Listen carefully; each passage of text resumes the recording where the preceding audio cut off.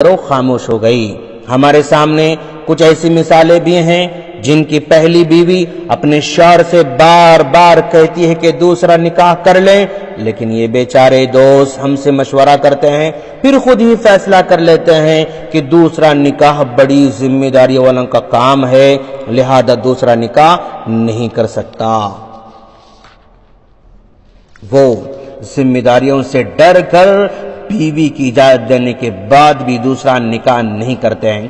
ہاں، یہ لوگ سمجھدار بھی لگتے ہیں اور کبھی کبھی نادان بھی لگتے ہیں۔ ان کے نادان لگنے کی ہمارے پاس معقول وجوہات ہیں، لیکن ہم ساری باتیں ایک ہی مجلس میں نہیں بتا سکتے ہیں۔ خیر، دوسری شادی کے بعض حقوق و آداب ان کو یاد رکھیں، صرف یاد ہی نہیں بلکہ ادا کرتے رہیں۔ اگر دوسری شادی کر چکے ہیں یا کرنے والے ہیں تو دونوں میاں بیوی کو برابر وقت دینا ہوگا۔ اگر سفر پر جا رہے ہیں تو باری مقرر کرنا بہتر ہوگا۔ رہائش کا دونوں کو بہتر انتظام کرنا ہوگا۔ دونوں کے اخراجات کو برداشت کرنا ہوگا۔ ایک کے سامنے دوسرے کو غصہ نہ کرنا۔ دونوں کو ایک ہی گھر میں رہنے پر مجبور نہ کرنا۔ اگر وہ خود ہی راضی ہیں تو کوئی مسئلہ نہیں۔ اگر کوئی ناپسند چیز دیکھے تو حکمت سے ان کی اصلاح کرنا۔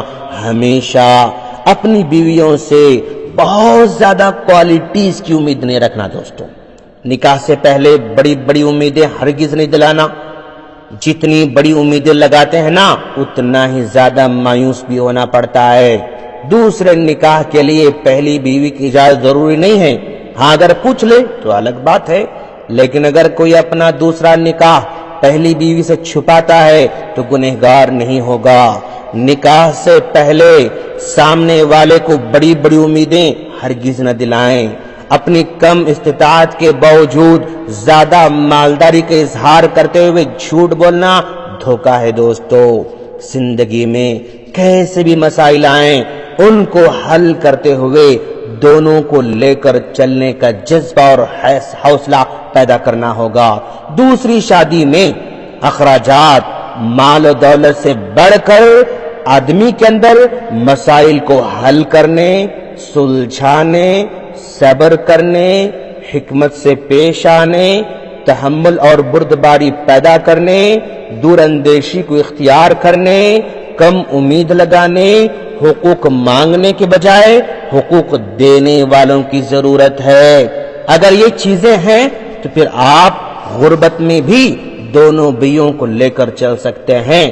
اگر یہ صفات آپ کے اندر نہیں ہیں تو کتنا بھی مال رہے، کتنی بھی دولت رہے، یہ رشتہ آگے بڑھنے والا نہیں ہوتا ہے اور یہ سفر دور تک چلنے والا نہیں ہوتا ہے۔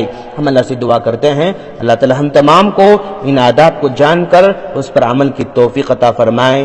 آمین۔ السلام علیکم ورحمۃ اللہ وبرکاتہ۔